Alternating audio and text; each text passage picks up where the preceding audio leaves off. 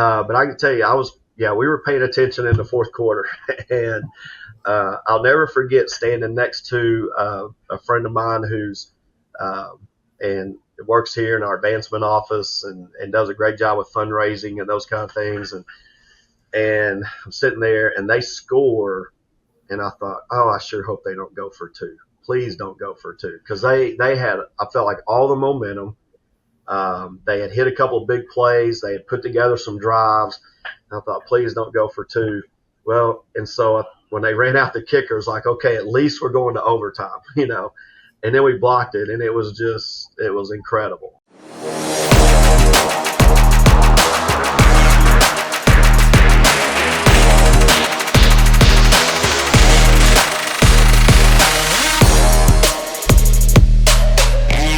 Welcome to another episode of Building a Champion, where we dive into the minds of those who shape champions both on and off the field.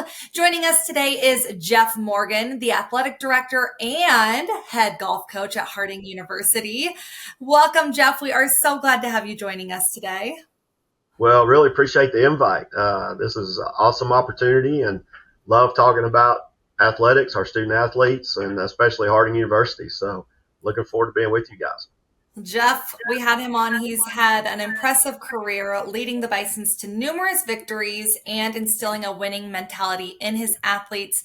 Now, Jeff, your football program there at the school, they are coming off of a national championship and diving straight into another successful season. Explain what that atmosphere is like there on campus right now. Well, it's been amazing. We last year was just kind of this innocent climb, I like to call it, because I don't know that we were really on the radar. We've had some great teams. Don't get me wrong. We had some great teams. We've been to playoffs every year. I don't know that we were people thinking, they were thinking of the Grand Valleys, Central Missouris, Pittsburgh State, Northwest Missouri. Our region, as you all know, in a lot of sports is one of the best regions in the country, top to bottom. And so I think it was just this kind of innocent climb, and getting to host 3 home playoff football games was definitely a great experience. Just created a ton of excitement on campus. Coach Simmons, our head football coach, does an incredible job of connecting with the student body and the tailgating and everything, and that's been building for years. And I think last year just kind of crescendoed, and you can kind of see it spilling over to this year. So it's been a lot of fun. It doesn't hurt that you have like 18 starters back.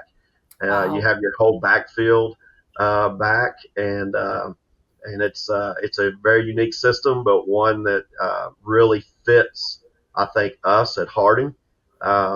It's a lot of fun to be a part of. You've been a coach for many years. How is it experiencing this success on the athletic director side of things? Oh, it's been so much fun. I was as basketball coach, we tried to do the same thing with our just connection with the student body. That's one thing that's really, I think, if you talk to people about Harding, our secret sauce, so to speak, is the relationships across campus. We're a private Christian university. We don't shy away from that at all. That's who we are at our DNA. Sorry if I get emotional talking about it, but it's a really, really special place. Most all of our students live on campus. Faculty and staff are going to be at games. 10 years ago, we were voted, the Rhodes Reeves Fieldhouse was voted the Geico, and some of them did a special celebration, the 75th year of March Madness. And we were in a contest. We were the only Division II team in the Final 10.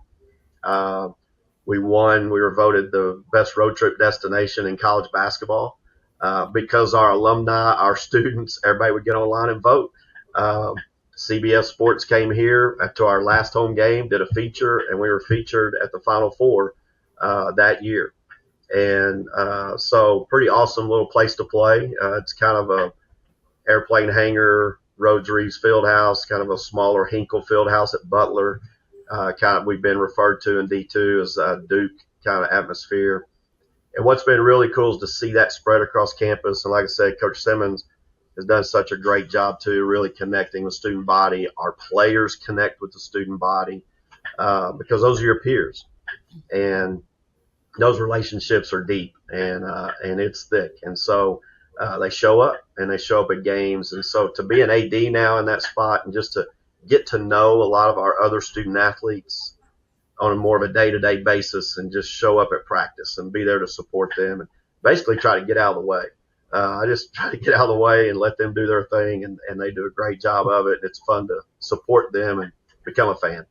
Yeah. So you're talking about support, and obviously, we're here to talk about or in part, the 2023 season that was so magical for the football team. So take us back a little bit. The 2022 season ends. How did you support Coach Simmons kind of once the season ended, and then kind of through the off season until the start of the next year? How did that relationship kind of look? Well, he's like I said, when we've been here, both of us been here so long, and most all of our coaches, when I was coach, our baseball coach has been here 20 plus years. Our soccer coaches, our football, our coaches, our women's basketball coach was my assistant 30 years ago when we first got here.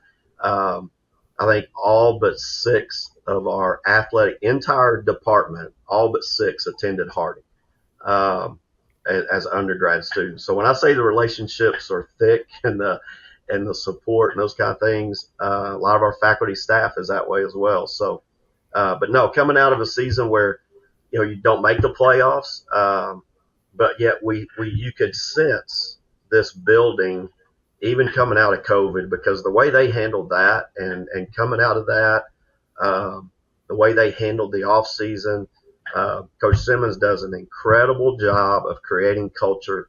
In fact, if you ask him and you talk to him, they don't talk about winning and losing. They talk about, we're going to try to have the best culture every single day. And that's accountability. That's coming in and checking class attendance, rosters. That's our pace at practice.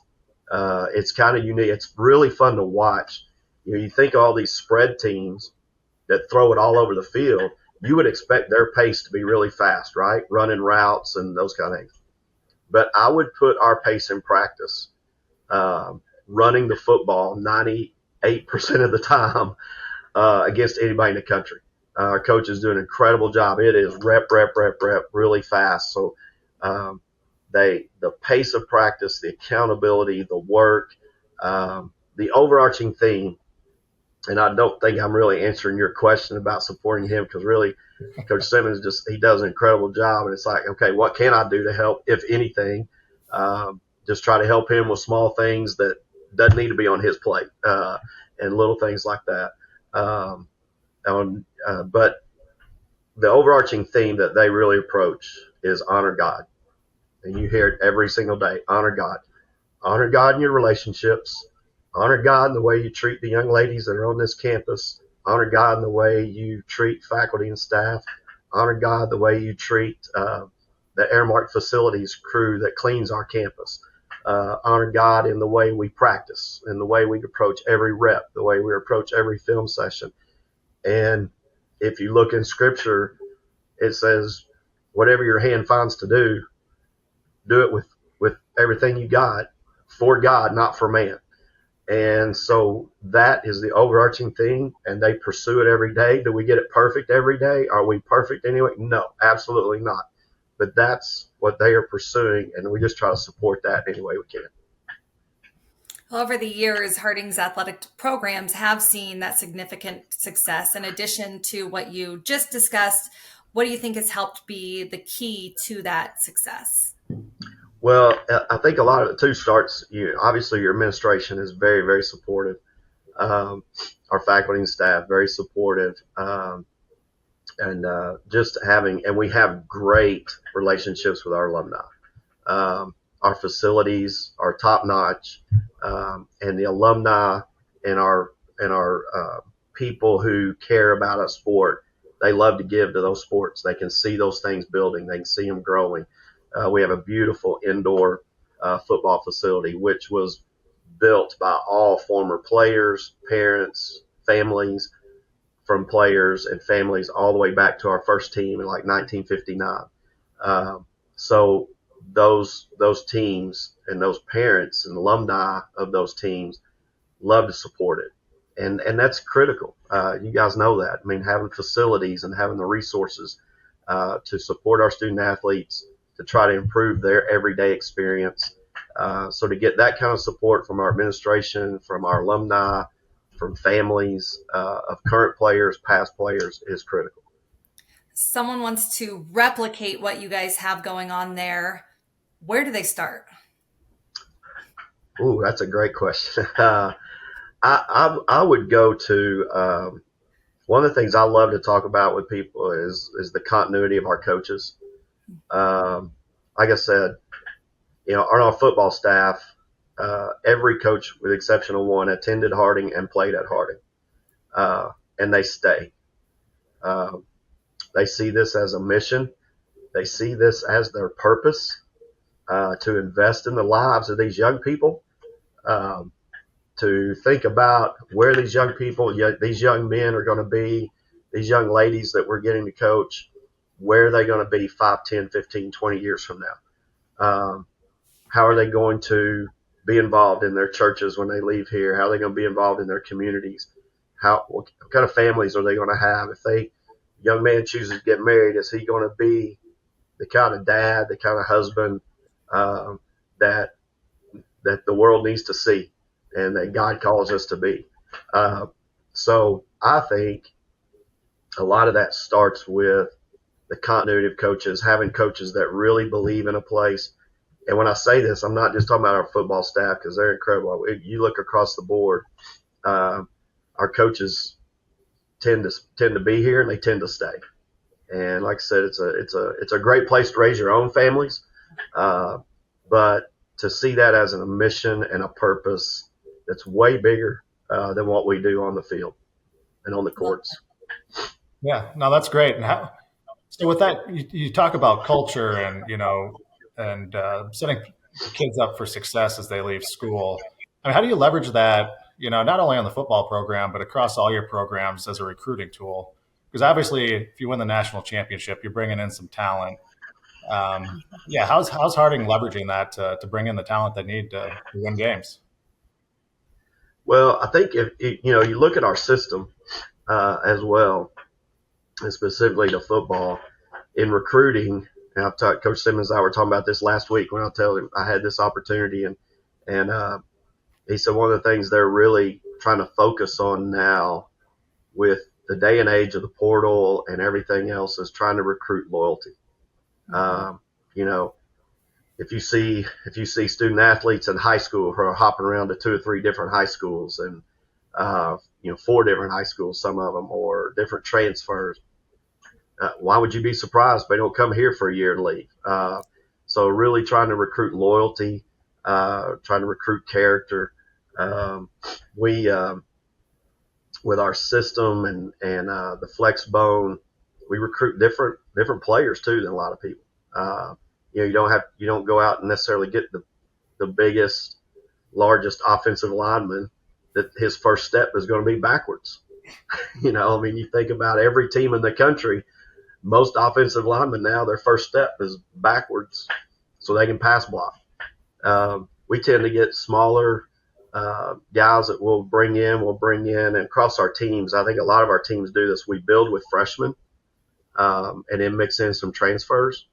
Not that we're against transfers. It's just like our football team this year brought in, like 40 plus, freshmen, and typically most of them will redshirt and they'll grow up in the program. And then you mix in some transfers there.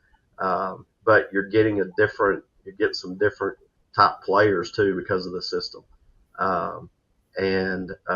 Sometimes in recruiting that helps go at these high character, academically proven, socially proven. Can they fit, spiritually, mentally, physically, everything. So you bring all these freshmen in. Our name of our podcast is Building a Champion. How do you turn them into champions?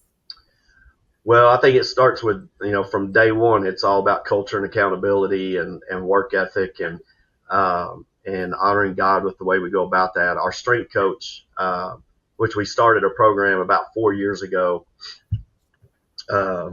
it's a master's level strength conditioning program that has made huge dividends for our programs. We have a strength coach. Our strength coach actually played football here. Went and did his grad work at TCU. He was on staff at Northern Arizona. Came here to start this program, and he will have about 6 or 7 GAs that will work with him that we spread out through the different sports. So you bring those freshmen in. If all 40 of them redshirt, Coach Greg has those guys. I mean, from day one, they are, just getting after it in the weight room and conditioning, and he trains them in such a great way, puts weight on them, makes them bigger, faster, stronger. He does such a great job, too, of speaking into all the things that coaches want addressed, the work ethic, the attitudes, the approach, the pro mindset, honoring God, just like we talked about. I mean, he and his GAs do an incredible job of that. And that program's really growing for us and done a great job. We have undergrads now that can come in. It's a 3+2 program. Get your undergrad 3 years, move right into that master's. And when you leave here, you're a master's level strength conditioning coach. And that's paid huge dividends. So we talk about building champions, building that. That's a huge part of that. You gotta train the mind, the body, and the spirit, and combination of those things. And when it's consistent across the board with every coach, every strength coach, every trainer, we have 5, full-time trainers that all been here, love it here. A couple of them are new, but they went to school here. kind of repeat. When you're hearing those things and they all work together so well, like our athletic training staff, along with our strength conditioning staff, communicate daily on that. And our strength conditioning staff will also talk to our kids about nutrition and rest and sleep and taking care of your bodies. And all those things are being poured into by not just the coach. It's really, really good. Very good. Looking ahead, what are your goals for Harding's athletic programs? Any exciting plans or initiatives you have on the horizon? Well, we just opened up.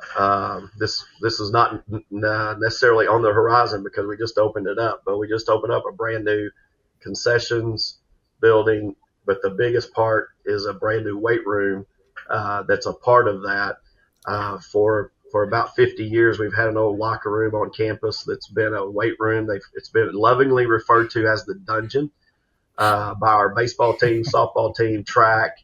All the sports who didn't have a weight room got to work out in the dungeon. And when I say dungeon, it's a dungeon. So we just opened up a brand new, almost 7,000 square foot weight room that will, for this master's level strength conditioning program, but also that will service our baseball team, softball, track, golf, tennis, all of our sports that don't have their own weight room. And even some of our other ones are coming to use it because it's such a beautiful facility. We put it right in the west end zone of the stadium. So it's kind of closed in our stadium. 2 years ago, we took out the track at the football stadium and we built a new track at a spot on campus, which is a beautiful facility for our track program. Our men's team last year finished 3rd in the nation at outdoor nationals. Really think they're going to have another great year this year. But that allowed us to move stands and seats and position things at our football stadium a whole lot closer to the turf. And it's really created a great atmosphere. So I think in the future, you'll see some small additions over the next few years there. I could see a day coming probably by this time next year. I wouldn't be surprised if we don't have some 5 to 7 rows end zone seats that kind of wrap the end zone on that west end. Right now we have about a 2-foot brick wall that we put in, and we allow people to sit on that wall during games. Fortunately, I know most of them, so I can walk the wall and say, hey, do us a favor, don't engage with other teams. If you want to stay on the wall, let's act right, let's be right. And they do a great job. But it just, all those things help create atmosphere. And like I said, Coach Simmons then has really connected with student body and our student section at football games, the best it's ever been. So I think the next 4 or 5 years, we'll see some additions to the stadium, kind of things. There's also been talk that right now on campus, we're at 86% capacity in dorms on campus. And so I wouldn't be surprised if we don't see some additions coming for some more dorm apartment style dorms. And one place we've talked about doing that would be on the north side of the stadium, the visitor side of the stadium. And could that be a way to kind of increase capacity on that side by having a dorm that backs that up and there? So I don't know. There's a lot of ideas, a lot of thoughts. So right now it's just a matter of getting those on paper and kind of moving that direction. Yeah. No, that's exciting. So one of the things I'll throw this too. One of the things we're really trying to address too, and I think this goes back to your question about building a champion and just the mind, body, and spirit. I think we're closer than we've ever been to having some mental health counselors. We have a great counseling program on campus, but having some dedicated people for our student athletes. And that's an area where we're really trying to grow that as well. The last 3 or 4 years, we've had some people that did that for us on campus, but they weren't dedicated just to student athletes. And I think what we've seen over the last 4 years, there's a real need for that. And that is growing, and that's something we want to continue to try to help our student athletes develop that way too, in mental health and wellness. Very good. That's exciting stuff. You mentioned game days. So one thing I really wanted to get from you is all due respect to your regular season opponents last year, they didn't really challenge you, and then the NCAA was kind enough. Well, the score is the score. Yeah. But then the NCAA was kind enough to give you Central Missouri in your first playoff game, which was an amazing game. I kind of want you to walk us through it. In particular, the fourth quarter. At one point, you're up 14 points in the fourth quarter. I think they hit like an 87-yard pass play to bring it in with one score, got to stop, come down and score. And then you guys block the extra point. I mean, how exciting was, so from your view, that seemed like an amazing game, and I got to watch a little bit of it online. What are you thinking in that fourth quarter? What are your emotions? What's going through your mind as you're watching this, not only as an AD, but maybe even fan? Yeah. The worst part about being an AD and sometimes playing at home is you don't get to see as much of the game. Sometimes it's better to go on the road where you have no responsibilities. You can kind of watch and pay more attention to the game. But I can tell you, we were paying attention in the fourth quarter. And I'll never forget standing next to a friend of mine who's and works here in our advancement office and does a great job with fundraising and those kind of things. And I'm sitting there and they score. And I thought, I sure hope they don't go for two. Please don't go for two. Because they had, I felt like, all the momentum. They had hit a couple of big plays. They had put together some drives. And I thought, please don't go for two. Well, and so when they ran out the kicker, it was like, okay, at least we're going to overtime, And then we blocked it, and it was incredible. And then, 30 minutes later, I'm standing back in the hallway with one of Central Missouri's assistant coaches. And we're just talking about the game, what an incredible game it was. I was like, Coach, I said, I got to tell you, I'm so glad y'all didn't go for two.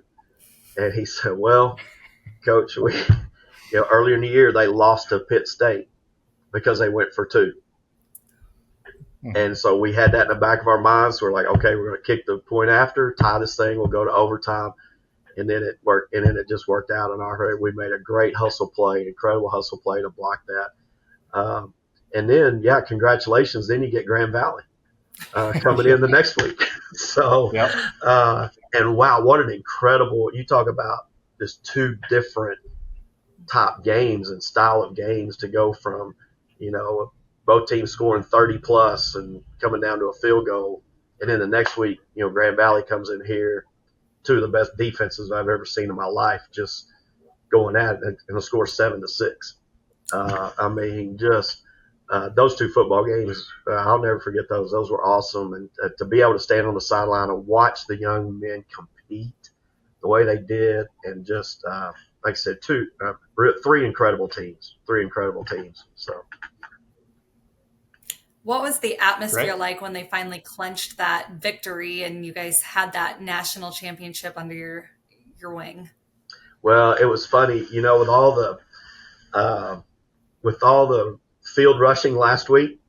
So at Vandy and then at Arkansas.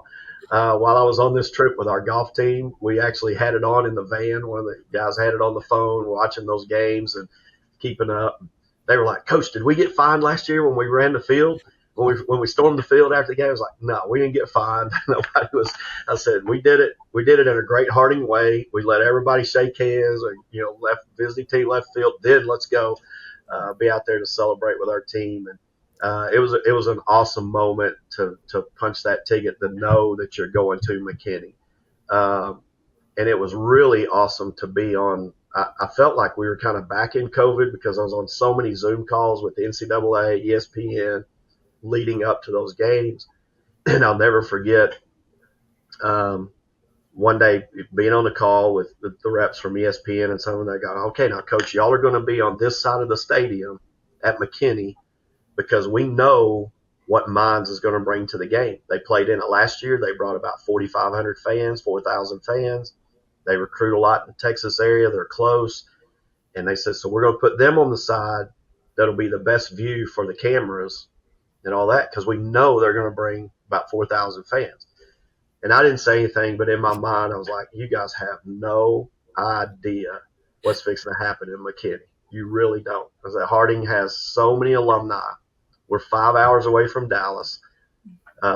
We have so many alumni that live in that area, and they were completely shocked. Now, the people at McKinney were not shocked because they were like, "Coach, we know what y'all are bringing." But everybody else, they were like, and we had an incredible tailgate, and it was the best crowd McKinney's ever had. There were 12,000 plus at the game, and I'd say probably 8,000 of those were wearing black and gold, and it was an incredible atmosphere. So.